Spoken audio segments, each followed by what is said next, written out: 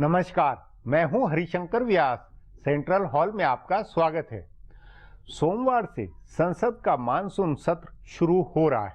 18 जुलाई से 12 अगस्त तक चलने वाले इस सत्र में कई बड़े विधेयकों को पास कराने का एजेंडा है, पर एजेंडा सरकार का है।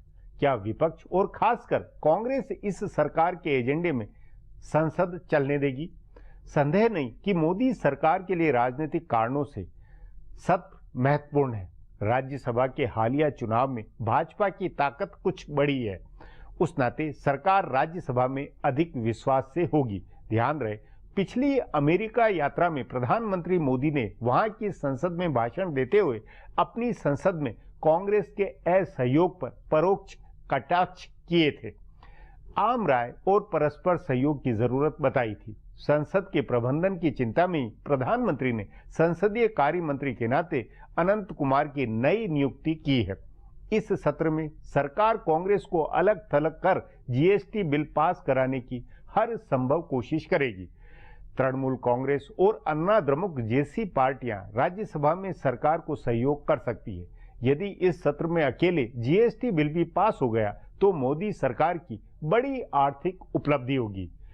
यो सरकार के विधायी कामों और राजनीतिक महत्व के कामों का एजेंडा मामूली नहीं है। अलीगढ़ मुस्लिम विश्वविद्यालय के अल्पसंख्यक चरित्र से लेकर साझा नागरिक संहिता जैसे कई मुद्दे हैं जिन पर संसद में राजनीतिक हंगामा संभव है।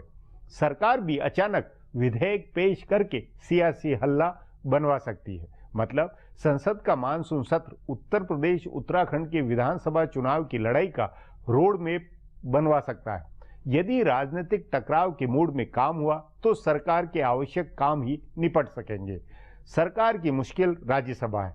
यदि उसमें सत्ता पक्ष कांग्रेस को अलग थलग करने में सफल हुआ या उससे सहयोग बनाया तो वह नई राजनीति होगी। आज इस पर चर्चा है, मगर उससे पहले गपशप और खास सुर्खियां। शुरुआत सियासी गपशप से करते हैं।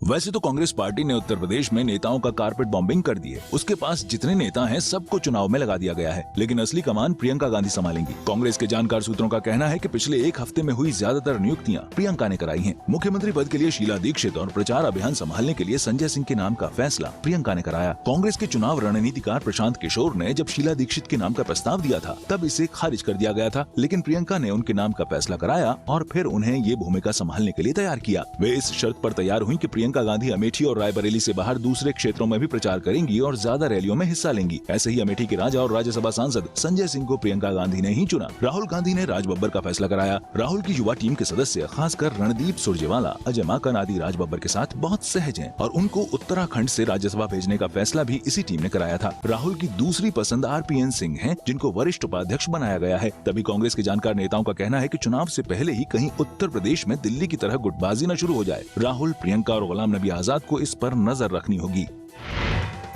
दिल्ली में शीला दीक्षित चुनाव लड़ती थी तो उनको 5 in 1 कहा जाता था। वे प्रचार में अपने को 5 रूपों में पेश करती थी। वे खुद पंजाबी हैं, इसलिए दिल्ली के पंजाबी मतदाताओं के बीच अपने को इस रूप में पेश करती थी। उनकी बहन रमा धवन उनके लिए प्रचार संभालती थी और पंजाबी कॉलोनियों में उनका पंजाबी रूप दिखता था। प्रवासी खासकर पूर्वांचल के मतदाताओं के बीच शीला दीक्षित अपने को उत्तर प्रदेश की बहू के रूप में पेश करती थी। उनका तीसरा रूप ब्राह्मण नेता का था। स्वर्गीय उमाशंकर दीक्षित की बहू होने के नाते वे और उनके बेटे संदीप दीक्षित ब्राह्मण मतदाताओं के बीच प्रचार करते थे। शीला दीक्षित का चौथा रूप महिला नेता का है और 5वां प्रचार यह था कि उनकी बेटी ने मुस्लिम से शादी की है, यानी दामाद मुस्लिम है। सो वे पंजाबी, ब्राह्मण, प्रवासी, महिला और मुस्लिम के बीच एक समान रूप से प्रचार करती थी। सवाल है कि क्या उत्तर प्रदेश में कांग्रेस को उनके इस 5 in 1 रूप का फायदा मिलेगा? कांग्रेस के जानकार नेताओं, खासकर दिल्ली की राजनीति में उनके विरोधी रहे नेताओं का कहना है कि उत्तर प्रदेश में वे 2 in 1 रह जाएंगी, यानी ब्राह्मण और महिला होने के नाम पर उनको प्रचार करना होगा। प्रचार शुरू होने पर यह देखना दिलचस्प होगा कि शीला दीक्षित अपने को कितने रूपों में पेश करती हैं। यह भी देखना दिलचस्प होगा कि उनकी बहन, बेटे और दामाद की क्या भूमिका होती है। उत्तर प्रदेश के लिए भाजपा की टीम का ऐलान कब होगा? भाजपा के जानकार नेताओं का कहना है कि पार्टी के राष्ट्रीय अध्यक्ष अमित शाह कांग्रेस की टीम का इंतजार कर रहे थे, पर कांग्रेस ने जो टीम बनाई है उससे उनकी दुविधा बढ़ गई होगी। कांग्रेस ने शीला दीक्षित के रूप में ब्राह्मण चेहरा मुख्यमंत्री के दावेदार के तौर पर पेश कर दिया है। सो प्रदेश के करीब 11% के इस वोट बैंक को लेकर भाजपा की चिंता बढ़ी है। जानकार सूत्रों के मुताबिक भाजपा में योगी आदित्यनाथ को पेश करने की तैयारी थी। उनके चेहरे पर भाजपा को सवर्ण और हिंदूवादी वोट एकजुट होने की उम्मीद थी, लेकिन अब अगर उनके नाम का ऐलान हुआ तो ब्राह्मण वोट कांग्रेस की ओर जा सकता है। तभी कहा जा रहा है कि योगी आदित्यनाथ को सीएम दावेदार घोषित करना मुश्किल होगा। उनको अमित शाह की राष्ट्रीय टीम में उपाध्यक्ष बनाया जा सकता है। ये भी कहा जा रहा है कि भाजपा अब अति पिछड़ी और अति दलित जातियों पर ही फोकस बढ़ाएगी। शीला दीक्षित का नाम कांग्रेस की ओर से दिए जाने के बाद भाजपा की ओर से भी महिला उम्मीदवार दिए जाने की अटकलें लगाई जाने लगी हैं। कई लोग स्मृति ईरानी की संभावना देखने लगे हैं। कहा जा रहा है कि उनके आने से जातियों का झगड़ा नहीं रहेगा और वे शीला दीक्षित, मायावती और प्रियंका गांधी का बखूबी जवाब दे सकती हैं। अब आज की सुर्खियां ये लीक से कुछ हटकर है और इनसे देश की दशा दिशा को बूझ सकेंगे।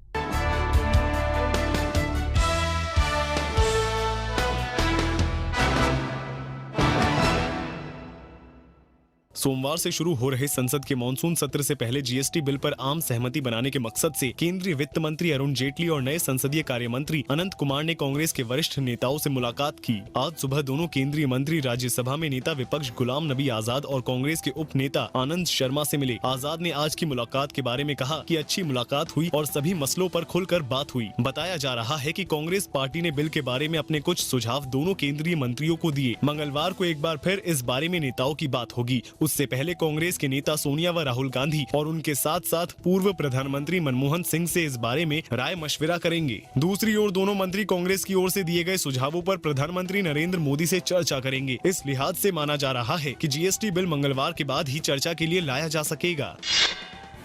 संयुक्त राष्ट्र संघ में मुंह की खाने और भारत की ओर से 2 टूक चेतावनी के बावजूद पाकिस्तान कश्मीर मसले पर भारत के आंतरिक मामले में टांग अड़ाने से बाज नहीं आ रहा है। आज पाकिस्तान के प्रधानमंत्री नवाज शरीफ की कैबिनेट में कश्मीर में पिछले हफ्ते शुरू हुई हिंसा को लेकर एक प्रस्ताव पास किया। साथ ही कैबिनेट ने ये भी तय किया कि कश्मीर की घटना पर मंगलवार को पाकिस्तान में काला दिवस मनाया जाएगा। कैबिनेट की बैठक में पाकिस्तान ने साफ किया कि पाकिस्तान की सरकार कश्मीर के लोगों को नैतिक, राजनीतिक और कूटनीतिक समर्थन देती रहेगी। इससे पहले लंदन से इलाज कराकर लौटे नवाज शरीफ ने एक बयान जारी करके कश्मीर घाटी में मारे गए आतंकवादी को कश्मीर का नेता बताया था। विवादित मुस्लिम प्रचारक और धर्मगुरु जाकिर नाइक ने अपने ऊपर लगे आरोपों की सफाई दी है। स्काइप के जरिए नाइक ने आज मदीना से सीधे पत्रकारों से बात की और उनके सवालों का जवाब दिया। नाइक ने कहा कि उन्होंने कभी भी अपने भाषण में आतंकवाद का समर्थन नहीं किया है और न आज तक किसी आतंकवादी से मिले हैं। उन्होंने अपने को इस्लाम का शांति दूत कहा। उन्होंने ये भी कहा कि उन्होंने कभी भी आत्मघाती हमलों का समर्थन नहीं किया है, क्योंकि इसमें बेकसूर लोगों की जान जाती है। अपने पीस चैनल पर पाबंदी लगाए जाने के बारे में उन्होंने कहा कि उनका चैनल पूरी तरह से कानूनी है और किसी ने इसके प्रसारण पर रोक लगाने का कारण नहीं बताया। नाइक की ओर से पत्रकारों को एक पेन ड्राइव दी गई, जिसमें उनसे लेकर उठे 30 विवादित सवालों के जवाब दिए गए हैं। फ्रांस को एक बार फिर आतंकवादियों ने निशाना बनाया है। इस बार आतंकी हमले का अलग तरीका निकाला गया। ट्यूनीशिया मूल के एक फ्रेंच नागरिक ने नीस शहर में नेशनल डे के मौके पर जुटे लोगों की भीड़ में एक ट्रक घुसा दिया और लोगों को कुचलना शुरू कर दिया। तेज रफ्तार ट्रक से कुचलकर 84 लोग मर गए, जबकि 100 से ज्यादा लोग घायल हैं। घायलों में 18 की हालत नाजुक बताई जा रही है। मौके पर मौजूद चश्मदीदों ने बताया है कि ड्राइवर ने गोलियां भी चलाई। ट्रक में भारी मात्रा में बंदूकें और ग्रेनेड मिले हैं। फ्रांस के राष्ट्रपति फ्रांसवा ओलोंद ने इसे आतंकी हमला करार देते हुए कहा कि ये फ्रांस की आत्मा पर हमला है। उन्होंने इसकी निंदा करते हुए कहा कि पूरा फ्रांस इस्लामी आतंकवाद के खतरे का सामना कर रहा है। इस हमले के बाद फ्रांस में 3 महीने के लिए इमरजेंसी और बढ़ा दी गई है। पिछले 1 साल में फ्रांस पर कई बार आतंकी हमला हो चुका है। अमेरिकी राष्ट्रपति बराक ओबामा और भारत के प्रधानमंत्री नरेंद्र मोदी ने भी इस हमले की निंदा की। फिलहाल अब एक ब्रेक है, फिर खुलासा होगा।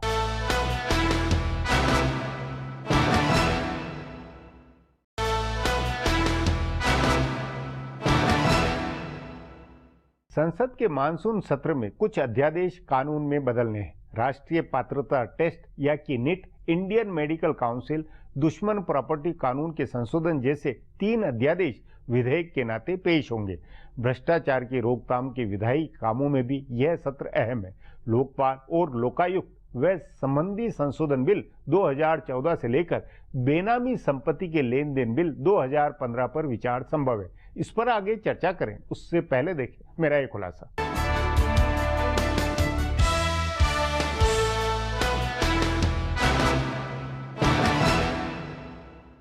संसद का बजट सत्र जब खत्म हो रहा था तब सुप्रीम कोर्ट ने उत्तराखंड में हरीश रावत की सरकार को बहाल करने का आदेश दिया था और जब मॉनसून सत्र शुरू हो रहा है तब सुप्रीम कोर्ट ने अरुणाचल प्रदेश में कांग्रेस की नबम तुकी की सरकार बहाल करने का आदेश दिया। सर्वोच्च अदालत का यह फैसला कांग्रेस के हाथ मिला नया हथियार है, जिसका इस्तेमाल संसद के सोमवार से शुरू हो रहे सत्र में वो करेगी। इस सत्र से पहले कांग्रेस अलग थलग पड़ती दिख रही थी। कोलकाता में पिछले महीने हुई राज्यों के वित्त मंत्रियों की बैठक में लगभग सभी राज्यों ने जीएसटी बिल पर सहमति की मुहर लगा दी थी। केरल के कम्युनिस्ट राज के वित्त मंत्री ने भी इसका समर्थन कर दिया था। इससे सरकार पूरे भरोसे में है कि वह मानसून सत्र में जीएसटी बिल पास करा लेगी। नए संसदीय कार्य मंत्री अनंत कुमार और वित्त मंत्री अरुण जेटली विपक्षी पार्टियों से इस पर बात कर रहे हैं। राज्यसभा के 2 वार्षिक चुनावों और 7 नए सदस्यों को मनोनीत किए जाने के बाद राज्यसभा में भाजपा की ताकत बढ़ी है और कांग्रेस कमजोर हुई है। तभी सरकार भरोसे में है कि वह राज्यसभा में जीएसटी बिल पास करा लेगी। यह आर्थिक महत्व का सबसे बड़ा बिल है। सरकार की कोशिश पहले दिन या पहले हफ्ते में ही इस बिल को पेश करके इस पर चर्चा कराने और इसे पास कराने की है। लेकिन अगर कांग्रेस और लेफ्ट नहीं तैयार होते हैं तो सरकार के लिए इसे पास कराना मुश्किल हो जाएगा। इसे हंगामे और शोर शराबे के बीच ध्वनि मत से नहीं पास कराया जा सकता है, क्योंकि यह संविधान संशोधन विधेयक है। कांग्रेस इस बिल पर सरकार का समर्थन करेगी या विरोध, यह 1-2 दिन में तय हो जाएगा। लेकिन यह तय है कि दूसरे कई मसलों पर कांग्रेस ने सरकार को घेरने की तैयारी कर ली है। उत्तर प्रदेश में अगले साल के शुरू में होने वाले विधानसभा चुनाव के लिहाज से कई मुद्दे हैं जिन पर सरकार को कटघरे में खड़ा करना है। कांग्रेस ये मुद्दे उठाने से नहीं हिचकेगी, क्योंकि इन पर उसे उत्तर प्रदेश की पार्टियों का समर्थन मिल सकता है। जम्मू कश्मीर में हाल में हुई हिंसक घटनाओं का मुद्दा कांग्रेस उठाएगी। अलीगढ़ मुस्लिम यूनिवर्सिटी का अल्पसंख्यक संस्थान का दर्जा खत्म करने का प्रयास, समान नागरिक संहिता लागू करने की कोशिश, दादरी में मारे गए अखलाक के परिजनों पर मुकदमा दर्ज करने का आदेश, जाकिर नाइक का विवाद आदि कुछ ऐसे मुद्दे हैं जिन्हें उठाकर कांग्रेस की मंशा सरकार पर सांप्रदायिक ध्रुवीकरण का इल्जाम लगाने की है। इसके अलावा सत्र से ठीक पहले कांग्रेस के नेताओं ने केंद्र सरकार के ऊपर कथित भ्रष्टाचार का मुद्दा उठाया है। संचार में कथित तौर पर 45,000 करोड़ रुपए के घोटाले को दबाने का आरोप कांग्रेस ने लगाया है। इसके अलावा रणदीप सुरजेवाला ने भाजपा की केंद्र और राज्यों की सरकारों को लेकर 10 घोटालों की एक सूची बनाई है। मॉनसून सत्र में कांग्रेस इसे भी उठाएगी। सो कुल मिलाकर इस सत्र में भी सत्ता पक्ष और विपक्ष में सद्भाव बनने की संभावना नहीं दिख रही है। पक्ष और विपक्ष का टकराव बना रहेगा। संसद की बड़ी पार्टियां अन्ना डीएमके और तृणमूल कांग्रेस तो सरकार का साथ दे सकती हैं, लेकिन उत्तर प्रदेश और बिहार की पार्टियां सपा, बसपा, जदयू और राजद सरकार के खिलाफ आक्रामक रहेंगे। अब एक ब्रेक है, उसके बाद संसद के आगामी सत्र पर चर्चा करेंगे।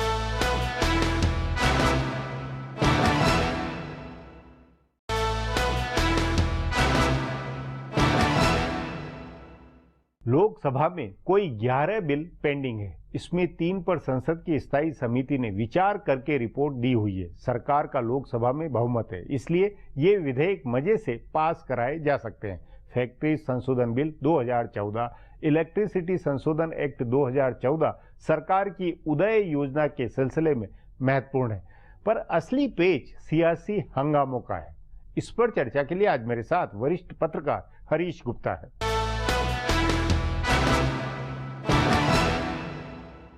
हरीश जी, संसद का मानसून सत्र शुरू हो रहा है, आपको क्या लगता है पिछले सत्रों की तरह का ही ये सत्र होगा या इस बार कुछ आबो हवा बदली हुई मिलेगी? देखिए, आबो हवा तो बदलेगी, क्योंकि मोदी जी ने पार्लियामेंट्री अफेयर मिनिस्टर बदला है जी। अब ये पार्लियामेंट्री अफेयर मिनिस्टर बदलने का मतलब ये होता है कि भाई, क्योंकि वेंकैया नायडू में एक क्वालिटी थी कि वो तुरंत जवाब दे देते थे और अटैकिंग उसमें रहते थे, मोल्ड में। अनंत कुमार जो है वो बड़े सॉफ्ट किस्म के पार्लियामेंट्री अफेयर मिनिस्टर होने वाले, बल्कि आपने देखा होगा 2 साल में उनका नाम ही कभी सुना नहीं गया। जबकि उनकी परफॉर्मेंस फर्टिलाइजर में 10.5% की ग्रोथ है। यानी अगर देखा जाए तो पावर सेक्टर से उनकी ग्रोथ रेट उस सेक्टर की ज्यादा थी। लेकिन अखबारों में उनका नाम उस नजरिए से आया ही नहीं। तो वो जरा जैसे बोलना चाहिए साइलेंट ऑपरेटर। और वो संसदीय प्रबंधन में ज्यादा महत्व वाली, ज्यादा उससे असर पड़ सकता है। ये एक सोच है। मतलब मोदी जी ने अपनी सोच विपक्ष को बतला दी कि देखो भैया, अब ये 18 जुलाई से शुरू होगा, 13 अगस्त को खत्म होगा जी। 3 हफ्ते का सेशन है जी। तो आओ कुछ बैठ के बात कर लें, बहुत झगड़ा हो गया, बहुत फसाद हो गया। तो सरकार भी नहीं चाहती कन्फ्रंटेशन हो। नहीं, लेकिन सरकार के चाहने नहीं चाहने, यहाँ पिछले सत्र के अंदर टकराव का एजेंडा एक तरह से कांग्रेस और विपक्ष का ज्यादा रहा, और खासतौर पर राज्यसभा में। देखिए, उसका क्या समाधान है? अगर जीएसटी पे टकराव है, 18% कैप लगेगी कि नहीं लगेगी, जी, तो मैं नहीं समझता कि सरकार इसको मानने वाली है। और एक सुपरवाइजरी बॉडी, रेगुलेटर कोई होना चाहिए, उस पे शायद बातचीत बन जाए। उसके कारण ये कि क्योंकि तृणमूल कांग्रेस या एआईडीएमके ये जो क्षेत्रीय दल है, ये इनको साथ कर लिया सरकार ने, एक तरह से आम राय बना ली, उस कारण ये कांग्रेस दबाव में नहीं होगी। अल्टीमेटली गेम तो नंबर्स का होता है। और अब कांग्रेस के पास नंबर कम है, राज्यसभा में भी कम हो रहे हैं, मतलब ये भी चुनाव के कारण मतलब, और कम ऐसे हो गए हैं कि पता लगे कांग्रेस के भी 5-7 एमपीज वोटिंग के टाइम पे नहीं आए। जी जी, मतलब अल्टीमेटली अगर बीजेपी ने कहा कि हम तो वोटिंग कराते हैं, अभी तक बीजेपी वोटिंग से घबरा रही थी। अब राज्यसभा में नहीं घबराएगी, ये एक जरा बीजेपी में विश्वास बना आपके अनुसार? ये एक विश्वास बना है।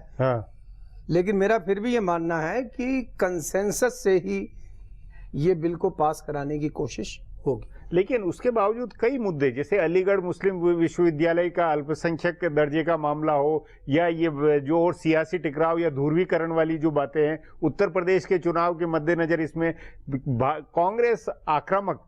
नहीं, क्या आक्रामक होगी, मतलब वो तो इतिहास की बात है। और अभी तो फैसला तो हुआ नहीं है। जी जी, नहीं, मतलब इस तरह के मुद्दों के ऊपर 3 सप्ताह में इन मुद्दों पर अगर आपने झगड़ा करना है, बहस करनी है, 2 दिन नहीं चलने देनी है, तीसरे दिन चला लो। अल्टीमेटली डिस्कशन तो करना पड़ेगा। सवाल है जीएसटी पास होगा कि नहीं। सबसे बड़ा बिल है जीएसटी। आपके अनुसार मानना है कि इस बार आसार है? मेरा ही मानना है कि अगर पश्चिम बंगाल में कोलकाता में जो मीटिंग की और जो बंगाल सरकार ने जो समर्थन किया, उससे लगता है भूमिका तो बन गई है। मुझे लगता है कि जब सरकार चाहेगी तो बिल पास हो जाएगा। मतलब अब ये सरकार के निश्चय के ऊपर ज्यादा निर्भर है। सरकार अब अपोजिशन पर, विपक्ष पर आरोप नहीं लगा सकती कि आप बिल पास नहीं होने दे रहे। नहीं, ये आप कैसे कह रहे हैं? अब सरकार ये नहीं कह सकती, नहीं, क्योंकि राज्यसभा की इक्वेशन में मान लो अगर कुछ ऐसी गड़बड़, अभी भी पूरी तरह बहुमत तो नहीं है, तो आप वोटिंग करा लीजिए ना। पर दो तिहाई बहुमत चाहिए। तो अगर आपका बिल मान लीजिए वहां गिर जाता है, तो ये थोड़ी कि कभी नहीं आ सकता, कभी भी ले आइए आप उसको, उसमें क्या तकलीफ है। लेकिन आप ला क्यों नहीं रहे? क्योंकि आप जो है अपने राज्य को भी कन्विंस कर रहे हैं, मैन्युफैक्चरिंग स्टेट्स को। अभी तक आपने उड़ीसा को कन्विंस कहाँ किया है? उड़ीसा भी विरोध कर रहा है ना। कोई ऐसा तो नहीं है, क्योंकि जीएसटी का अल्टीमेट इफेक्ट क्या होगा, ये बड़ा ग्रे एरिया है। क्या ब्लैक मनी इकोनॉमी खत्म हो जाएगी? फैक्ट्री गेट से रिटेल तक के बीच की जो चेन है, वो सब नंबर 1 हो जाएगा। विधानसभा चुनावों का भी एक तरह से माहौल बन गया।